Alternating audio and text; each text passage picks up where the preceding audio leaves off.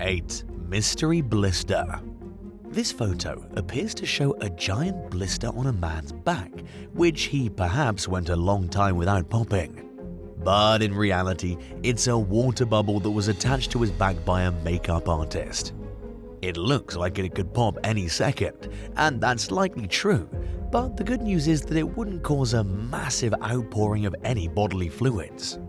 In 2023, a British tourist named Ella Howardson developed a huge blister on her leg while vacationing on the Greek island of Zante. She went viral on TikTok after sharing footage of the growing pustule, which she said she'd woken up with. Howardson said that the blister had gotten bigger throughout the day and had reached triple its original size.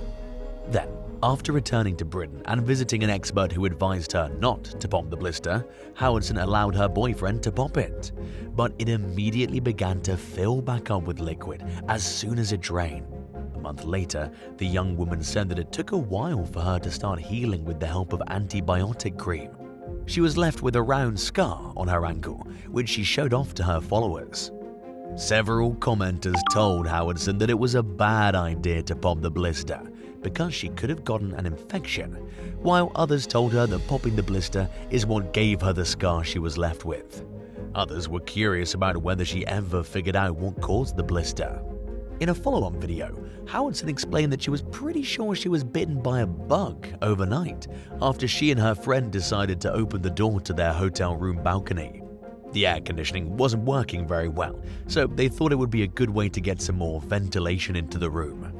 The two women decided to leave the doors open again even after Howardson got the blister, but thankfully she wasn't bitten for a second time. She's still not sure what kind of insect caused the blister in the first place. 7. Amar Bharati. In 1970, married father of 3 Amar Bharati quit his job as a bank worker in New Delhi, India, to devote himself full-time to the Hindu deity Shiva. 3 years later, he raised his right arm in the air as a show of dedication to Shiva and as a way to advocate for world peace. He claims that he hasn't taken his arm down a single time in the 50 years since. Bharati reportedly experienced severe pain for the first 2 years of having his arm in the air, but the limb eventually went numb and has supposedly remained that way. Some believe that due to a cut-off of the circulation to his arm and because his elbow cartilage is dried out, he won't be able to lower it even if he wanted to, while others say he's capable of lowering his arm but chooses not to. It's understandable that some question whether Bharati's really held his arm up consistently for a half-century, but the limb is visibly atrophied, which suggests that there's at least some truth to his story. Bharati's unusual way of showing his devotion has even caught on, attracting a following of Shiva devotees who've chosen to do the same. 6. Nodding disease. After setting up a medical clinic in Tanzania in 1959, a Norwegian doctor named Louise Gilek Al noticed that an alarming number of young people among the mostly isolated Wapagoro tribe were suffering from seizures. In many cases, patients fell onto hot cooking surfaces and burned themselves, sometimes fatally, or they fell into water and drowned. Dr. Gilek Al observed other key symptoms, including intellectual difficulties, stunted growth, a distinct walk, and a nodding behavior, where a patient's eyes close and their head drops forward several times a day. In these cases, the person almost always dies young, usually from seizure-related complications like accidents, neglect, or the effects of poor mental health. Nodding syndrome is found in various places throughout East Africa and seems to appear out of nowhere. It ravages thousands of lives, and its causes remain a mystery to this day. A 2018 study found that the brains of adolescents who suffer from nodding syndrome bear alarming resemblances to the brains of elderly dementia and Alzheimer's patients. This indicates that the disease is neurodegenerative in nature, or in other words, it causes irreversible brain damage. Scientists have established that nodding disease isn't inherited. It appears in different places at different times and then suddenly disappears. There are correlations between the disease and certain parasites, but this also isn't enough to explain the condition's onset. In recent years, researchers have begun following new leads, which suggests that nodding syndrome is connected to measles and low vaccination rates in some way. But they're still working to confirm if there's a link and how it might work. 5. The Linda family. Dr. William Linda and 5 of his relatives have died from a mysterious genetic mutation that's never been seen outside their family. The condition, referred to as the family gene by William's daughter Jocelyn, was first observed in the 1980s when William returned home to Ohio from a family trip complaining of swollen legs and a strange fatigue. He was just 40 years old at the time, and at first he wrote his symptoms off as jet lag. But William's condition rapidly worsened, rendering him barely able to climb stairs within 2 years of the first signs of illness. As his muscles wasted away, a white fluid built up in his body, causing him to become increasingly round. Doctors pumped it out, but there was only so much that they could do for a man who was truly suffering from a mystery disease unlike anything they'd ever observed before. Even the specialists at a Harvard-affiliated hospital were unable to come up with definitive answers about what was wrong with William. They also had no idea how to treat it or if it was survivable.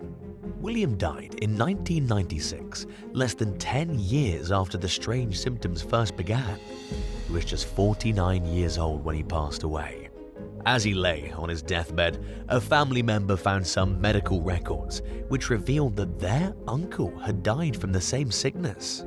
Genetics expert Dr. Christine Seidman was able to identify the genetic mutation which causes the condition, and she also managed to rule out the likelihood that the illness had ever been observed before. Further research traced the genetic hiccup back to William's grandmother May, who appeared to develop the mutation spontaneously. At less than 5 generations old, the Linda mutation reflects an extremely new disease. In an effort to end the existence of the sickness entirely, William's children who carry the mutatio have made the painful decision to only have kids that they know will not inherit the gene. In the meantime, they have no choice but to grapple with their own mortality and accept the fact that they might die during their middle-aged years. 4. Vince Gilmer. Patients of Dr. Vince Gilmer were beyond shocked to learn that their beloved community doctor had strangled his father to death in 2004. Vince cut his dad's fingers off to prevent identification and dumped the body in Virginia, but he nevertheless got caught, and as a result he was convicted of murder and thrown in prison. Throughout the case, court officials accused Vince of trying to fake a mental illness. His behavior was indeed unusual, and there was no outward explanation for it. Dr. Benjamin Gilmer, who only shares a last name with Vince by chance, took over Vince's health clinic in Cane Creek, North Carolina in 2009. But Benjamin Gilmer was convinced that Vince wasn't faking anything. After meticulously researching the case, he began to suspect that Vince suffered from a rare neurological condition called Huntington's disease, which can cause a patient to behave impulsively and in uncontrollable ways. Benjamin further theorized that Vince's decision to kill his father resulted from a combination of factors including the disease, trauma from childhood abuse, and a traumatic brain injury he sustained less than a year before the murder. Once medical tests proved that the former doctor has Huntington's, Benjamin Gilmer set out on a quest to get Vince out of prison. Shortly before leaving office in early 2022, Virginia Governor Ralph Northam granted conditional clemency to Vince Gilmer. He can only be released with a solid care plan in place, and he has to pay out of pocket for treatment at a private hospital. It's unaffordable, and the state is unwilling to budge on the clemency conditions by allowing Vince to be placed in a public hospital. Even after raising the necessary funds, Benjamin's unable to find a hospital willing to accept the convicted killer as a patient. So, for now, he languishes in prison as his condition worsens. According to Benjamin Gilmer, Vince now relies mostly on a wheelchair and struggles to talk and swallow.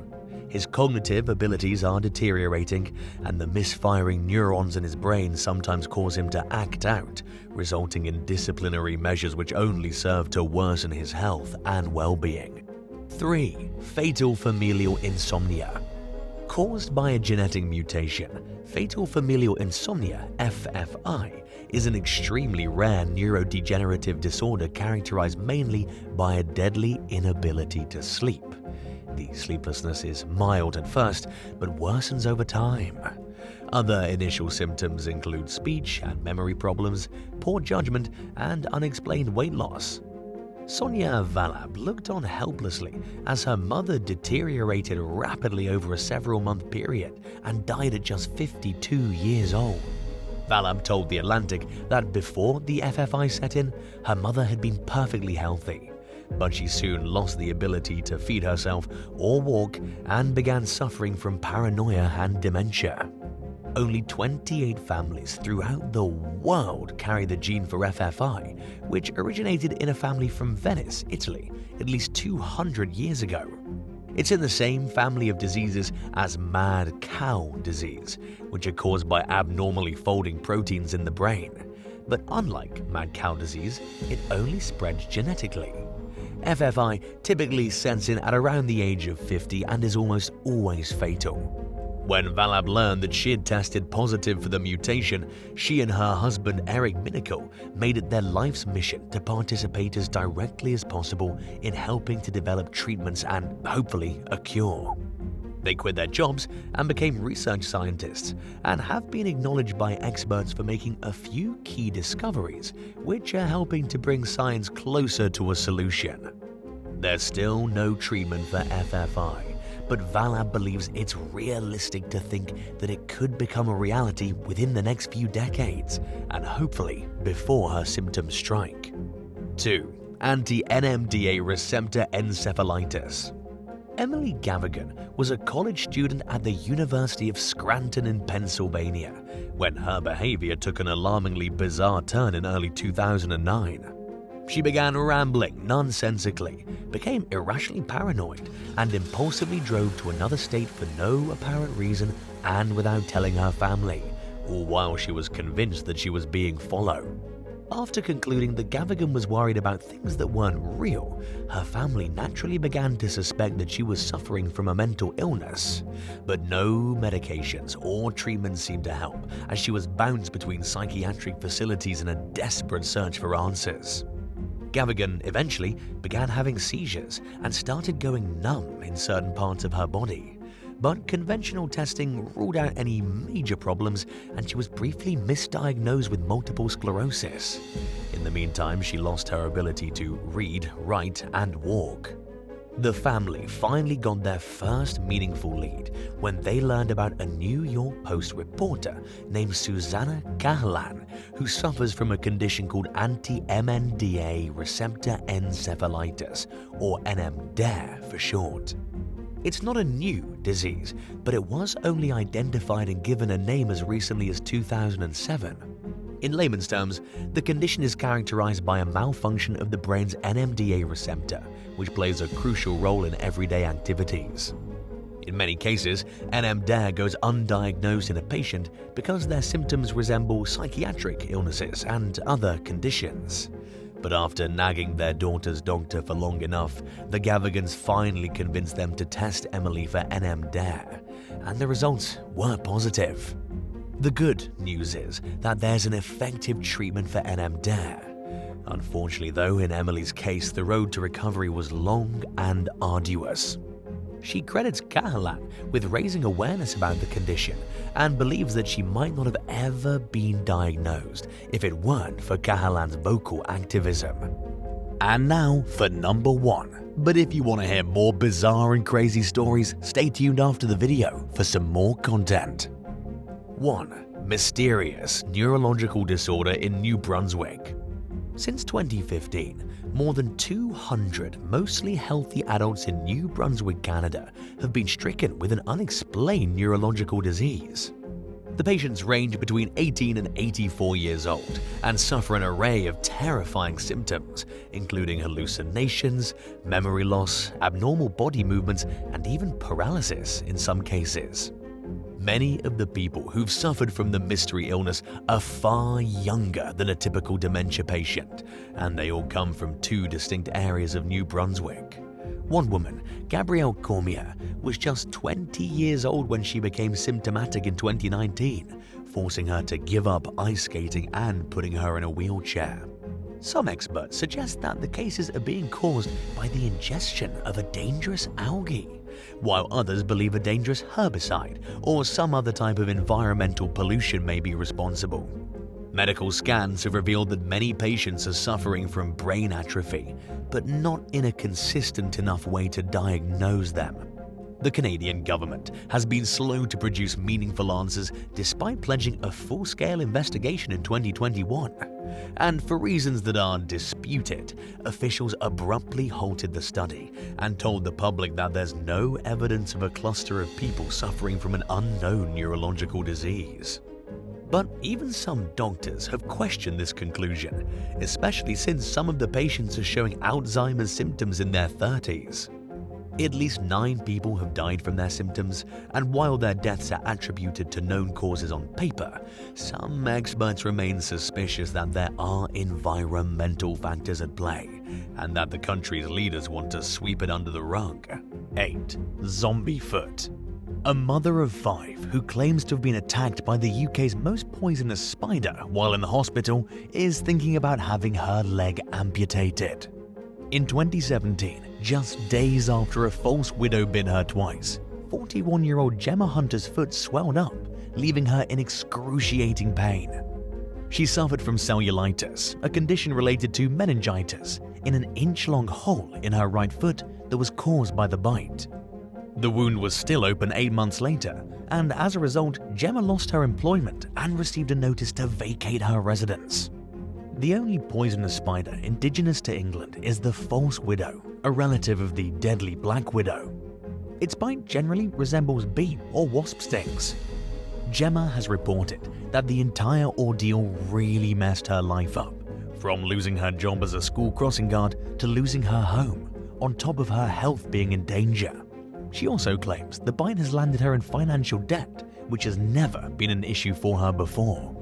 Gemma was bitten in September 2017 after spending roughly a week at the bedside of her ill son in the Royal Blackburn Hospital.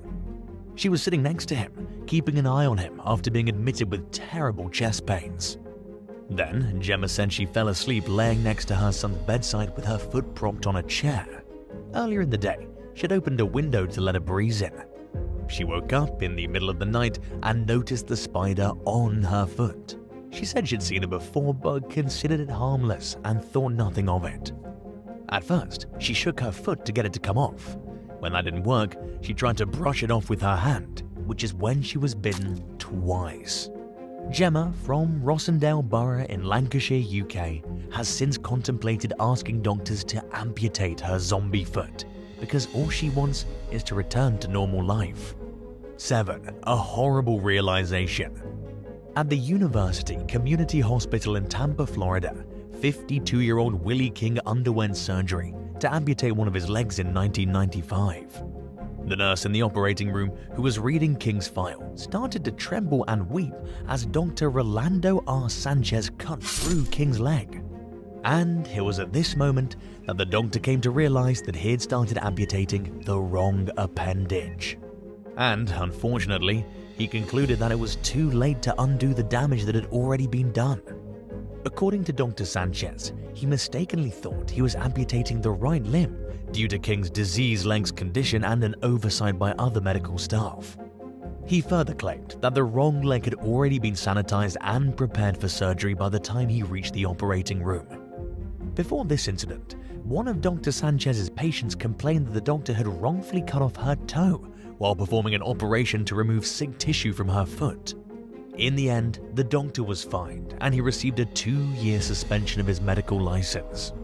Additionally, King received a payment of $900,000 from the hospital, as well as a settlement of $250,000 from the surgeon himself. 6. Pancuronium pandemonium. Dialysis was necessary for 79-year-old Richard Smith because of his renal condition. Smith first noticed his shortness of breath in 2010 while he was receiving one of his treatments. As a result, he was admitted to the ICU at North Shore Medical Center in Miami, Florida. The following day, one of his nurses gave him an antacid because he'd stated he had a stomachache. But unfortunately, it wasn't a pill for stomach relief at all. Instead, the nurse had given him a paralytic and muscle relaxant known as Pancuronium. It can be used to induce skeletal muscle relaxation during anesthesia for intubation if given a small dose. It's also the drug given to those receiving the death penalty. In the three-step process, it's the first step as it causes muscle paralysis and respiratory arrest. And so, sadly, Smith became unresponsive after being given the wrong drug. The mix-up was caused by the similarity between the packaging of the antacid and that of the paralytic. Although doctors were able to resuscitate Smith, he remained in a vegetative state until his death 1 month later due to his lack of brain activity. The Smith family, along with their lawyer, were left confused as to how this sort of thing could have happened. Nurses are typically required to follow a number of steps before administering medications to a patient, and by giving the wrong one, all these procedures must have been disregarded. Andrew Yaffa, the family lawyer, claimed that the nurse didn't even look at his chart to see what he was supposed to be taking and didn't match his ID bracelet with the medication she gave him. To make matters even worse, the nurse continued to work on that same floor. She was fined $2,800 and was forced to go through training again, but afterward she was sent right back to work, according to a source. Since then, they've restricted access to Pancuronium to anesthesiologists and have taken it out of every hospital nurse's station. So, hopefully this incident won't repeat itself in the future. 5. Hospital-acquired infection. 9-year-old Alyssa Hemmelgarn became sick on a ski trip with her family in 2007. She developed sores that weren't healing and had swollen glands that were painful. Carol, Alyssa's mother, assumed that because of the symptoms her daughter was showing, it was mono. But unfortunately, things were worse than the family knew. Alyssa ended up being admitted to a hospital in Denver. It was there that she received a diagnosis that's every parent's worst nightmare: leukemia. A child being diagnosed with cancer is devastating by itself. Surprisingly though, it isn't what claimed young Alyssa's life. The child appeared to be improving after receiving treatment for a week. Alyssa was able to move around the hospital with her mother and see a movie. But as night fell, her condition became increasingly worse. She soon started to have terrible symptoms. Doctors tried everything, but they couldn't save Alyssa, and she passed away shortly after. The real culprit, however, was a hospital-acquired illness called Clostridium difficile, C. diff, which had become worse with every passing day Alyssa spent in the medical facility. Before Alyssa passed away, no one had been able to identify the illness she was suffering from. The young girl was given Antinmda after a doctor diagnosed her as anxious, which may have concealed her symptoms. The cost of treating serious illnesses like C. diff was another reason why nothing was done. Many doctors are hesitant to utilize antibiotics administered directly into a large vein through an IV unless it's absolutely required, because of the $50,000 expense. The hospital, according to Alyssa's mother, has subsequently implemented substantial improvements, including new protocols, child-specific early warning systems, a fast response line, and teams that can be called in by a patient's loved ones. 4. Botched surgery. Retired barber Stanwood Elkus underwent prostate surgery in Newport Beach, California in the early 1990s. On January 27, 2013, Elkus mentioned to a friend that urologist Dr. Ronald Gilbert had messed up the procedure and worsened his incontinence. The next day, Elkus arrived for an appointment with the doctor, but the former barber used a fake identity to book the medical meeting. Elkus then fired 9 shots into the urologist's body as he entered the examination room, ending his life immediately. Afterward, Elkus left the room and declared to everyone in the medical practice that he'd gone crazy and that the police should be called. He then waited in the building until the cops arrived, Within 8 minutes, the police showed up and arrested him. Elkus received a life sentence in prison, plus an additional 10 years because of the allegation of lying in wait. In a tragic turn of events, the shooting was a case of mistaken identification.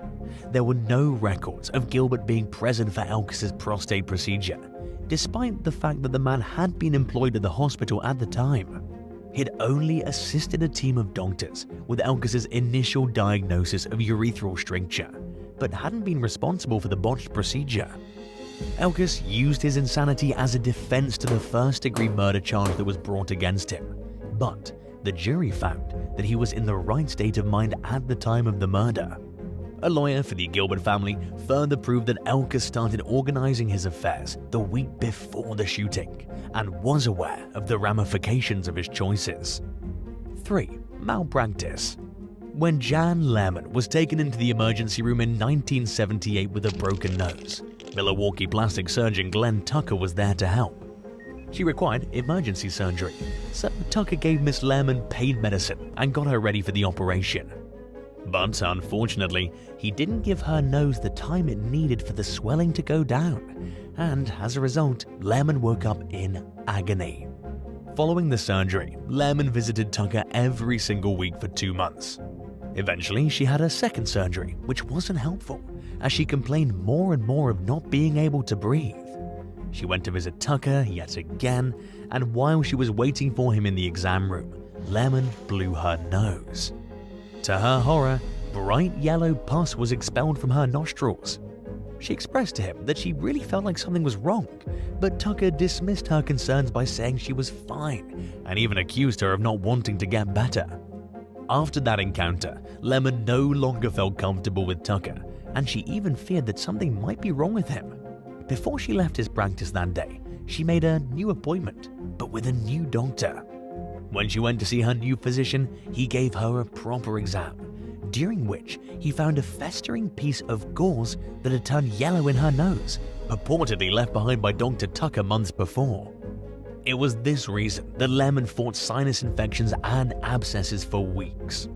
Her nasal cartilage was so damaged as a result of Tucker's treatments that one side of her nose completely collapsed. And one morning, she woke up with cartilage protruding out from her skin. Tucker was the target of malpractice claims from more than a dozen patients. One man visited the doctor for a surgery because his arm was twitching. And sadly, the procedure went so poorly that his appendage had to be amputated above the elbow since he lost the use of the arm. Tucker vanished while out fishing in June of 1982 as the malpractice lawsuits piled up, and a funeral was performed a few days later. A reporter covering hospital illnesses found Tucker was still alive a few years later. But after another 20 years or so, the horrible doctor shot himself, his wife, and their cat, ending all 3 of their lives. 2. Dr. Death. Christopher Dunch was a surgeon in Texas who earned himself the title of a sociopath given to him by his angry colleagues. He would later be called Dr. D, which was short for Dr. Death, as he proved himself to be a clear and present danger to patients. Sadly, one of his victims would be one of his own best friends. Jerry Summers, longtime buddy of Dunch, trusted him to perform his much-needed spinal infusion. But sadly, Dunch caused massive bleeding during the surgery after he sliced into Summers' spine, hitting one of his major arteries.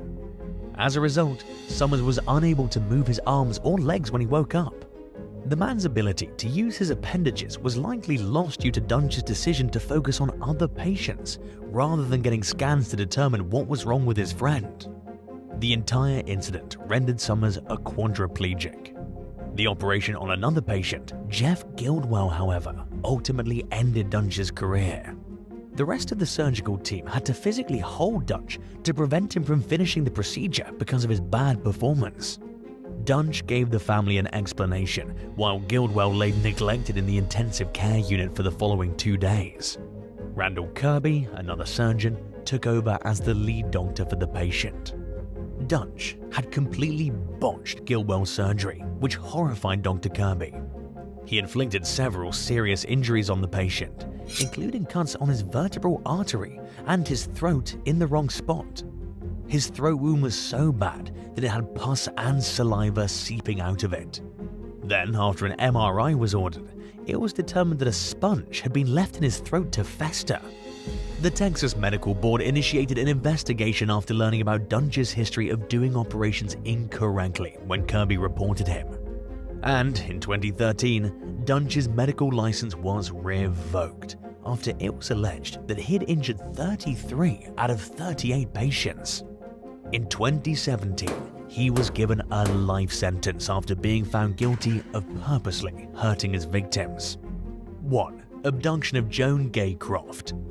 Many cities were destroyed and hundreds of lives were lost as an F5 tornado tore across Texas, Oklahoma, and Kansas on April 9, 1947. There were 185 deaths and several injuries in one of these communities, Woodward, Oklahoma. Joan Gaycroft and her 8-year-old sister Gary, who were both residents of Woodward, only suffered minor injuries.